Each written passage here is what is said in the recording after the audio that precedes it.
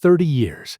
That woman had 30 years with my brother, and she used every single one of them like a slow-draining battery pack, pulling just enough out of him each day that he never noticed how empty he was getting. My name is Dennis Farrow. I'm a 58-year-old retired corrections officer from Nashville, Tennessee, and I have spent the better part of my adult life watching human beings in controlled environments. I know what a caged person looks like.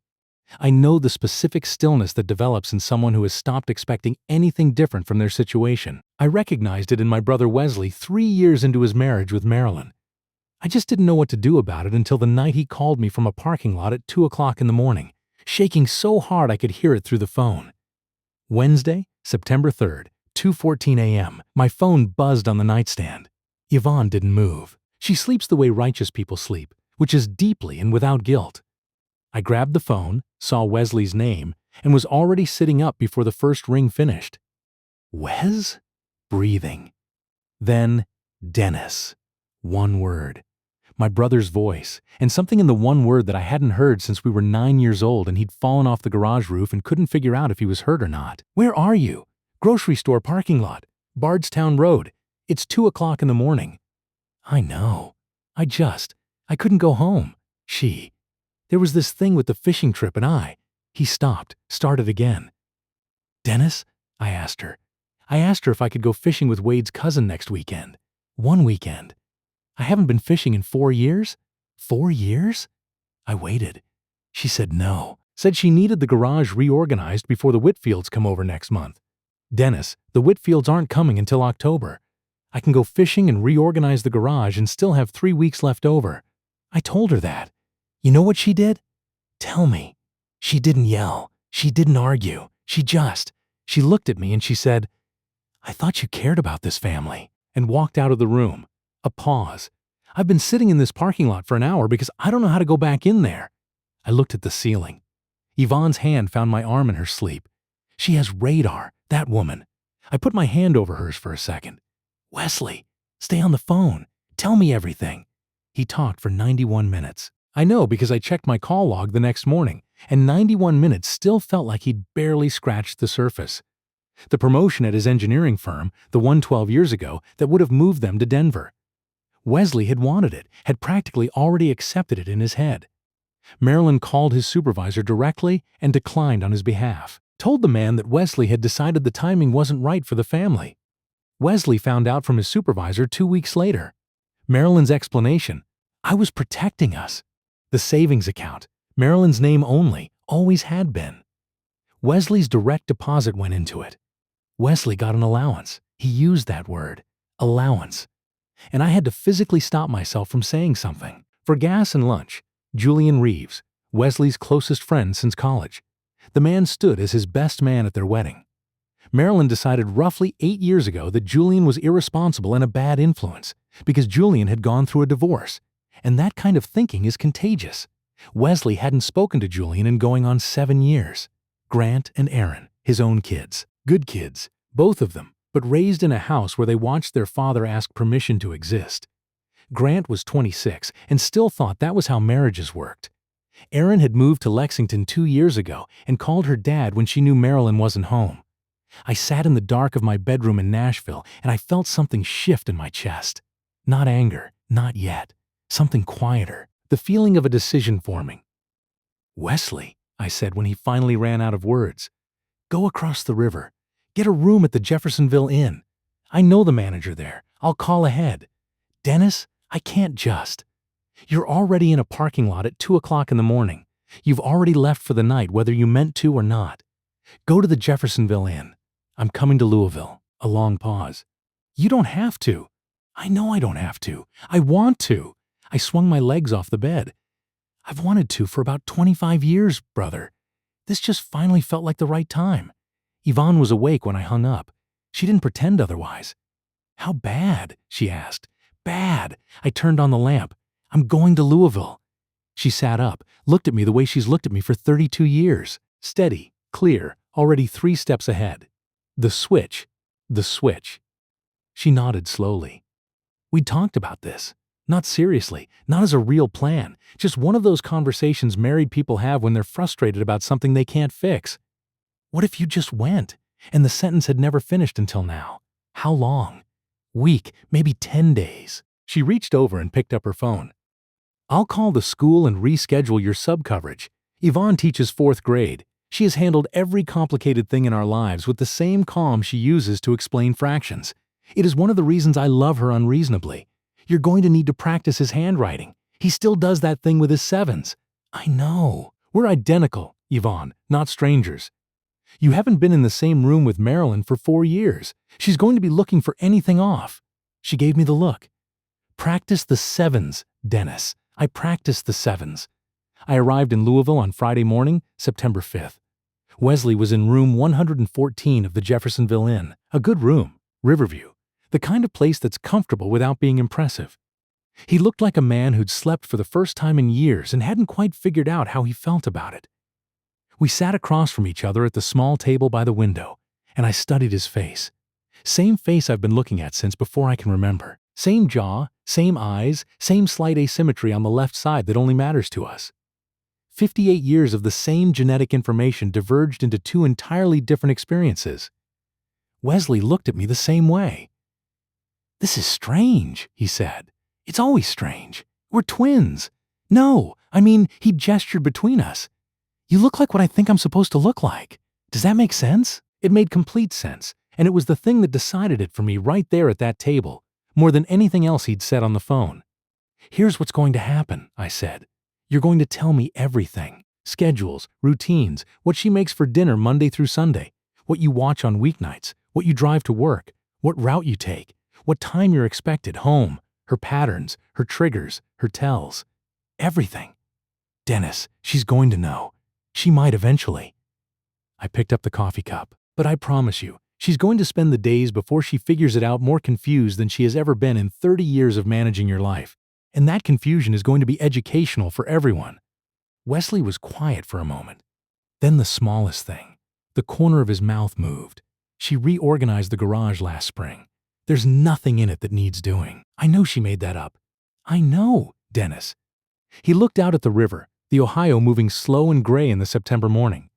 "She told my boss I didn't want that promotion." "I know. You told me you wanted that promotion, Wesley. I know you did." He turned back to me, and for the first time since I'd arrived, he looked like my brother instead of a man I used to know. "Don't blow up my house." "I'm not going to blow up your house." I set the cup down.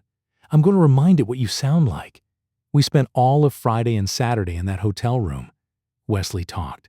I took notes. Actually took notes, a yellow legal pad, because Yvonne was right about the details. Marilyn's schedule, her coffee order in the morning, the specific way Wesley loaded the dishwasher that she'd corrected enough times that it was now muscle memory for him, the neighbors to avoid, the ones who were genuinely Wesley's people, the way Marilyn referred to his engineering work as your little projects. Wesley said it so neutrally that I don't think he even registered it anymore. I registered it. Sunday morning, September 7th, Wesley caught a bus to Nashville. Yvonne was waiting for him at the station. She'd agreed to host him, feed him, and keep him off his phone unless it was an emergency. Her words to him at the door, as relayed to me later, were, "Come in, eat something real.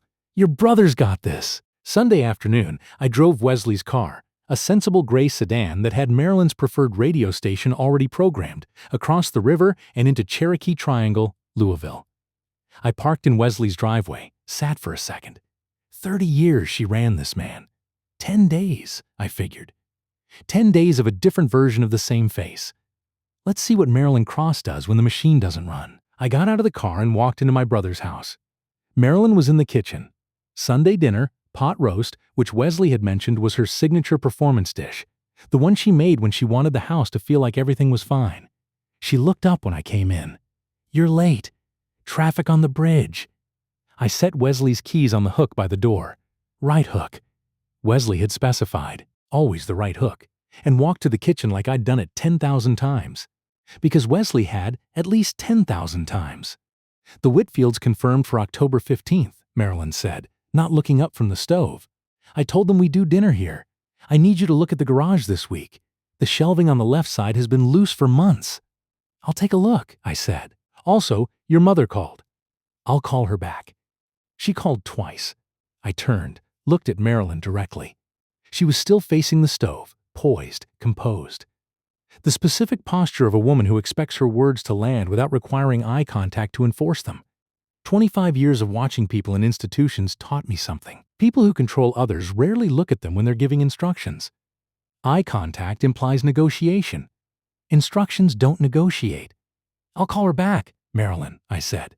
Same tone, no edge. She didn't respond, which meant that was fine. I didn't know it yet, but that exact exchange, so small, so routine, was going to feel completely different to her by Wednesday. Dinner was quiet. Grant stopped by.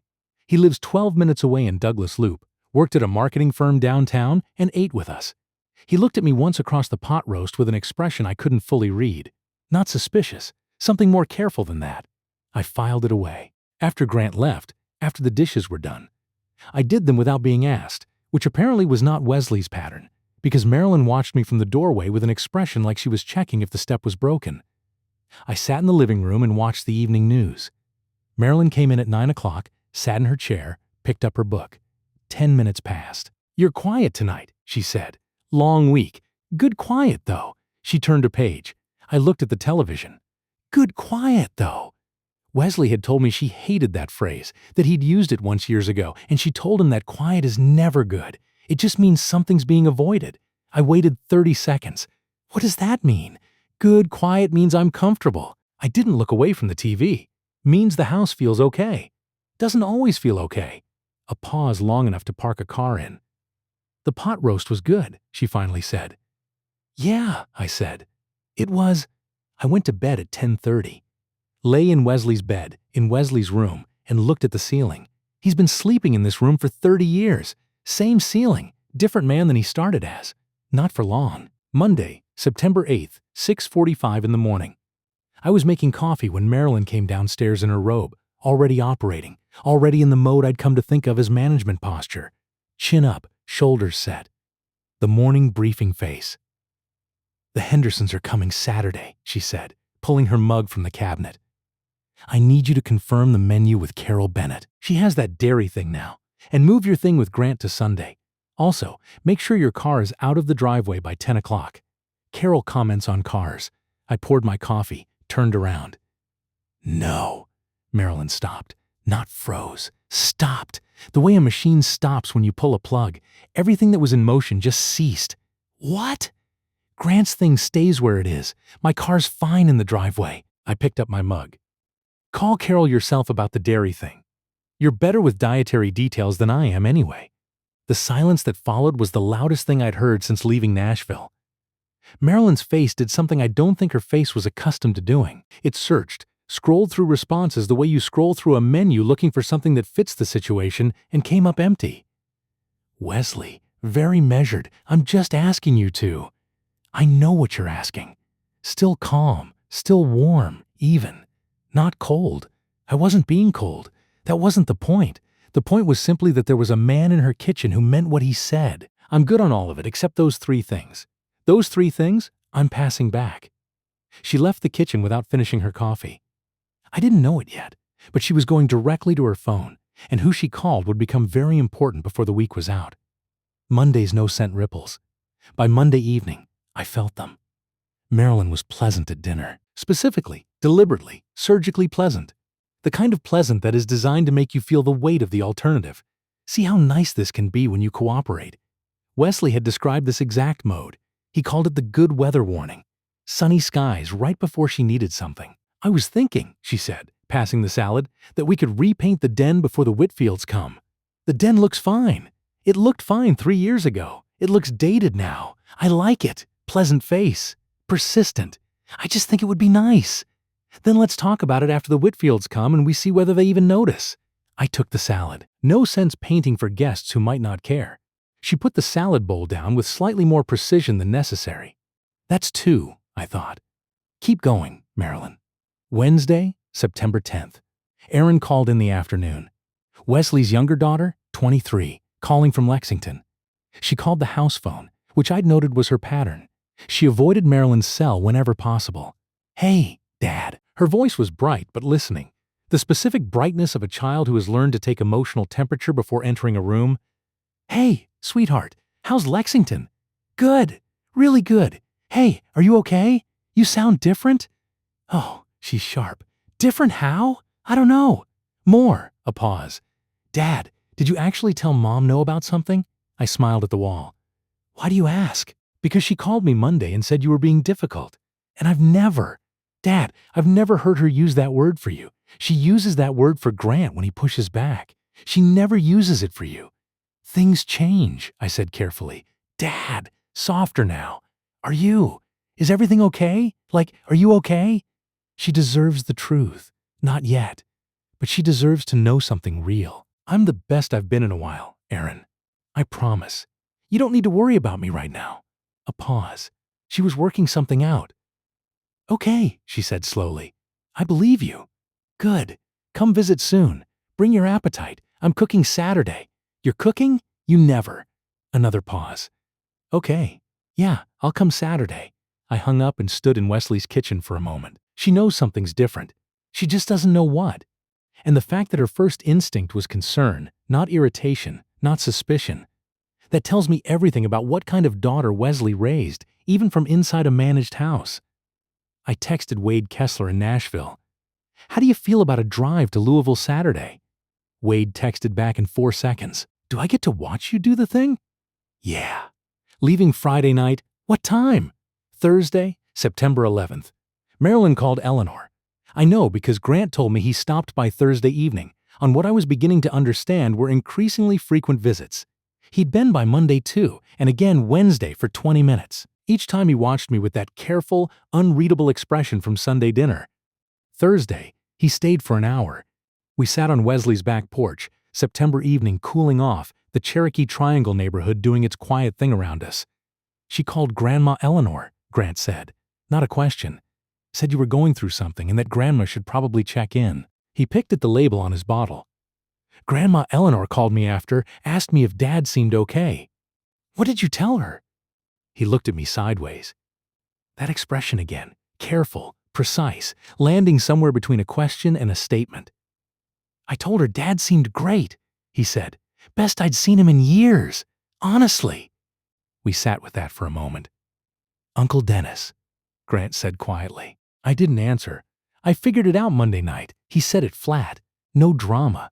You hold your coffee mug different. Dad holds it with both hands. You hold it by the handle. I've been watching you for 3 days. The coffee mug. Yvonne would have caught that. I should have caught that. I looked at my nephew, 26 years old. His father's face, his father's steadiness, but something in his eyes that Wesley had spent 30 years losing. How long have you known your dad needed something to change? I asked. He looked out at the yard. A long time. Since I was about 12, he said. And she told him he wasn't allowed to coach my little league team anymore because it conflicted with her book club. I put my coffee mug down, both hands. He coached 1 game, Grant said. I remember it. He was good. He was laughing. He paused. I don't remember the last time I saw my dad laugh without checking first to see if it was okay. The yard was quiet. The neighborhood was quiet. Something in my chest that had been wound up since Wednesday's parking lot phone call unwound about 2 full turns. Grant. I turned to look at him directly. I need you to not say anything to your mother. Not yet. Can you do that? He looked back at me, his father's eyes. Uncle Dennis, I've been not saying things to my mother since I was 12 years old. I think I can manage a few more days. Friday, September 12th. Marilyn brought out the silence. Not the conversational quiet, the weapon, the specific loaded atmospheric silence that Wesley had described as her heaviest tool. The kind that fills a house like weather, where every room you walk into has the pressure of something unresolved pressing on the ceiling. I've worked in corrections. I've worked with people who used silence as a weapon for 20 years and had perfected it to an art form. I've sat across from men who hadn't spoken in 3 days. As a power move, I made coffee, made breakfast, left Marilyn's portion on the counter under a plate, went to Wesley's home office, and worked on the crossword I'd brought from Nashville. At 11 a.m., Marilyn appeared in the doorway. I don't understand what's happening with you. I looked up from the crossword, patient, unhurried. What do you mean? You've been different since Sunday. You're not. You're not talking to me. You're not, reframed. Marilyn Cross-Farrow was not a woman who easily showed confusion. But what was on her face right now was as close as she got. I feel like you don't care about what I need right now. I hear that. I set the crossword down. What do you need? I need you, too. She paused. The framing had been ready. She'd walked in here with it loaded, but something about the direct question seemed to interrupt the delivery mechanism. I need things to feel normal. I think things feel pretty normal to me, I said. I made breakfast. I checked the garage shelving. Fixed the left side, by the way. It was just 2 loose screws. I've been right here all morning. That's not what I mean. Then help me understand what you mean, Marilyn. Specifically. The specifically landed somewhere. I could see it land. She looked at me for a long moment, and for the first time since Sunday, maybe for the first time in a very long time, I saw something behind the management posture. Not softness exactly. Something more like the outline of a person who had been operating on a particular strategy for so long that being asked to name it out loud to someone who wasn't going to flinch was a genuinely new experience. She left the doorway without answering. I didn't know it yet, but she was going to call Eleanor again. And this time, Eleanor was going to say something that changed the weekend entirely. The best thing about being a twin isn't what people think. It's not the finishing each other's sentences or the feeling pain across distances thing. It's simpler than that. It's that somewhere in the world, there's a person who has known your face longer than anyone, longer than your parents, longer than your wife. And when that person shows up at a moment that matters, something in you that's been braced for a long time finally gets to breathe out. Saturday, September 13th. Wade Kessler arrived at 9 a.m. in his pickup truck with a cooler of drinks, a bag of chips, and the energy of a man who'd been waiting his whole life for exactly this situation. Marilyn answered the door. Wade, she said, the name alone carrying an entire filed complaint. Marilyn. Wade, God bless him, has never in his life acknowledged subtext. Beautiful morning, isn't it? Brought drinks. Wesley around? She looked past him. At the truck, at the cooler, at Wade's general presence in the universe. He's in the kitchen. He walked past her like a man who'd been walking through doors his whole life without checking if they were open. In the kitchen, Wade set the cooler down, looked at me, and performed an extraordinary act of discipline. He held it together completely, without a single crack in the facade. Morning, he said, like we'd done this 100 times. Morning, Wade. I handed him a coffee. Glad you made it. Wouldn't miss it, he said. And the way he said it had enough dry humor in it to fuel a separate story entirely. Erin arrived at 11 o'clock. She walked in, hugged me. I let her hug me, Wesley's daughter, with the specific, careful feeling of something borrowed and precious, and then held me at arm's length. You look good, Dad. She looked at me a beat longer than a daughter looks at a father she talks to every week. Then something settled in her face, and she let it go, and she went to pour herself coffee. She knows, I thought, or she's close, but she's choosing to let it be, whatever it is. Julian Reeves arrived at noon. I'd called him Wednesday as Wesley, voice steady, words careful. Julian, it's Wesley. I know it's been too long. Way too long. I'm having some people over Saturday. I'd really like you to come. A silence on the other end, long enough that I thought the call had dropped. Then Julian, very quietly. Wesley. Yeah, I'll be there. 59 years old, Julian Reeves, heavier than the photos Wesley had shown me. Gray at the temples, the same wide, steady face of a man who'd weathered something and come through it. He looked at me for a long second. Then he walked forward and put both arms around me, and I let him, because whatever he thought he was hugging, the gesture was 30 years overdue, and it belonged to my brother regardless. Man, Julian said into my shoulder. Man, I missed you. I know, I managed. Me too. Marilyn came down the stairs at 12:15 and stopped on the bottom step. She looked at the kitchen, at Wade, at Erin, at Julian Reeves, at the food I'd made, at the general occupied warmth of a house that had been quiet for so long that it had apparently forgotten what full felt like. Her face moved through 4 expressions. Then she straightened, walked into the kitchen with her chin up. Julian, flat. I didn't know you were coming. Wesley invited me, Julian said, with the specific pleasantness of a man who does not owe anyone in this room an explanation. Great to see you, Marilyn. She looked at me. I looked back at her, steady, comfortable, at home in this kitchen, in a way that I could see her registering. Didn't feel quite right and didn't feel quite wrong, and was slowly, quietly making her feel like she was the one who'd walked into the wrong house. I'm glad you're here, I told her. Eat something. Eleanor arrived at 1 o'clock. I hadn't invited Eleanor. Marilyn had. which meant Marilyn had been on the phone with her mother again and had decided she needed reinforcement, which meant Marilyn was more off balance than I'd realized. Eleanor Cross was 79 years old, small, upright, sharp-eyed in the way of women who've spent a long time paying attention to things they couldn't change. She came through the door, kissed Marilyn on the cheek, surveyed the room, and when her eyes landed on me, they stayed.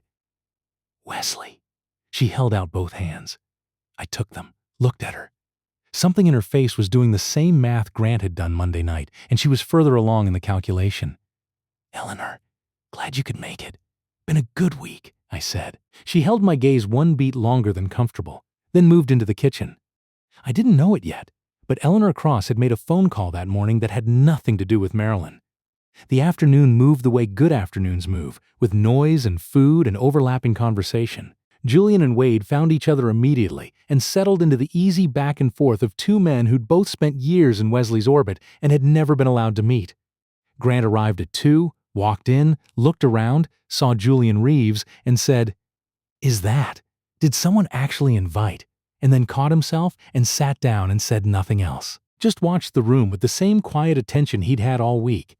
Aaron sat next to Eleanor at the kitchen table. I watched them from the doorway, a conversation I couldn't hear over the general noise.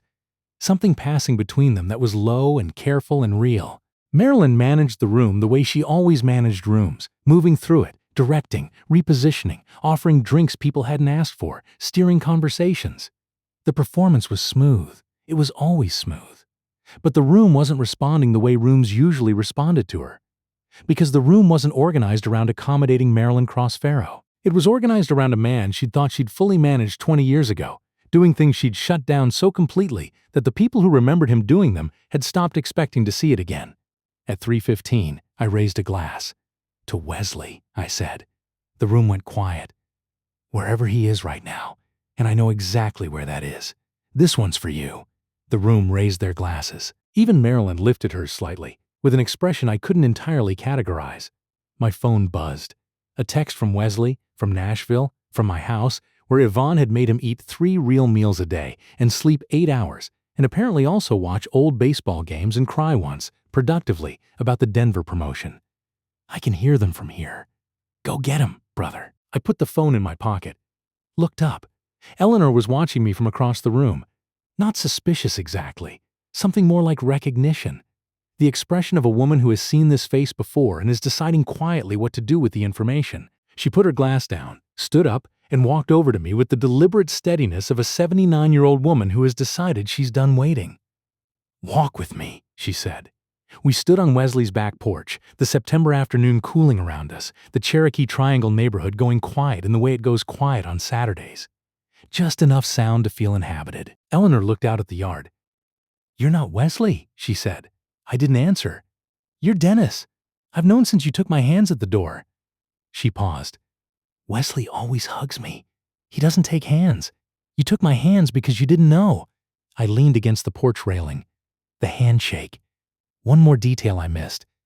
"Are you going to say something?" I asked. She was quiet for a moment. My husband ran the same house for 41 years. Same methods, different name. Her voice had lost whatever was careful in it. What was underneath was just old and true and tired. I watched Marilyn learn it. I thought I was. I thought she was protecting herself, learning how to be strong. I didn't understand what she was learning until it was too late. "Eleanor, she learned it from me," she said flat. No drama, just a fact being put down on a table. I taught her by showing her that this is how you keep someone. This is how you make sure they don't leave. A pause. I lost my husband 12 years ago, and he was in that house with me for 41 years, and I don't know if he was ever happy. I've never let myself ask that question directly until just now, standing here watching my daughter do it to your brother's house. The yard was quiet. "She loves him," I said, because I believed that was true in whatever way she knows how. I know she does. Eleanor's voice was steady, but something in it was fraying at the edges. That's the worst part. So did I. I looked at this 79-year-old woman on her son-in-law's back porch, holding 30 years of a pattern she'd handed down without meaning to, and I felt something that was not satisfaction and was not vindication.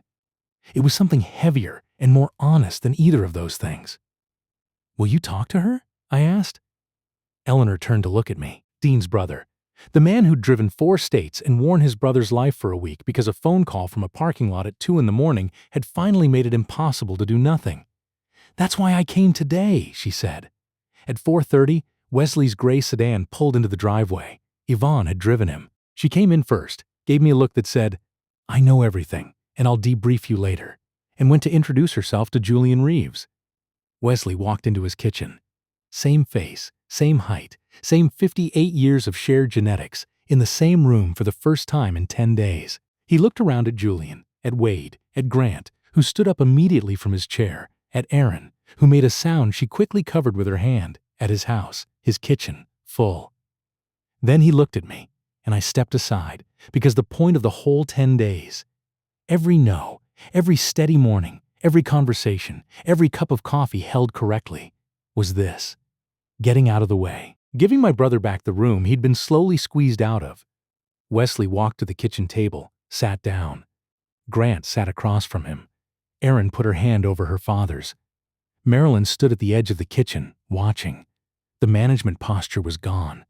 What was in its place was something more complicated, something that had been loosening all week and had finally, in this moment, come entirely undone. She looked at her husband, and her husband looked back at her, and whatever passed between them in that look was theirs, and I didn't need to witness it. I walked past her to the back porch. Eleanor was already there. "She'll talk to me," Eleanor said without turning around. "Tonight, after everyone leaves." "How do you know?" "Because she called me Thursday crying, saying Wesley was different and she didn't know how to reach him." A pause. "And I told her that if the only way you know how to hold someone is to put them in a box and then the box stops working, you have to learn how to just hold them. And she asked me how." Eleanor was quiet for a moment. "I told her I'd show her tonight." I stood next to her, and we looked at the yard in the September afternoon. Some lessons don't need a closing argument. I left Louisville on Sunday, September 14th. Drove back across the river, across Kentucky, back to Nashville, back to Yvonne and our house, and my coffee mug that I hold by the handle because I've always held it by the handle. Wesley called me Monday night, not from a parking lot, from his kitchen. I could hear the difference in the acoustics. "She agreed to counseling," he said. "How'd that go, Dennis?" He stopped, started again. "Did you know about her husband?" "She told me Saturday." She cried. Marilyn cried. I didn't know what to do with that. A pause. I've never seen Marilyn cry about something that wasn't a strategy. How did it feel? A long silence. "Like maybe there's something there," Wesley said quietly. "Something underneath all of it that I maybe stopped looking for a long time ago." "Yeah," I said. "Maybe." "The counselor is Wednesday," he said. "First session." "Good. Dennis." The tone shifted, something more careful. Marilyn asked me. She asked me this morning, very directly. She said, "Was that Dennis the whole time?" And "What did you say?" I said yes. A pause. "And she was quiet for a while," Wesley said. Then she said, and I want to get this right, because it was the first thing she said in 30 years that felt like it came from somewhere real. She said, "He's the only person who ever looked me in the eye and waited for an actual answer." I sat with that. "That's something." "Yeah," Wesley said. I thought so too. Julian Reeves called Wesley the same week. They talked for 2 hours. There is a standing monthly dinner now. First Saturday, Cherokee Triangle. I've been to 2 of them. Grant told me last month that his dad laughed at dinner, a real one, unguarded, at something Julian said, and that he'd had to look away for a second because he wasn't ready for it. "That's the one I'm going to remember," Grant said. "Yeah, kid," I told him. "Me too."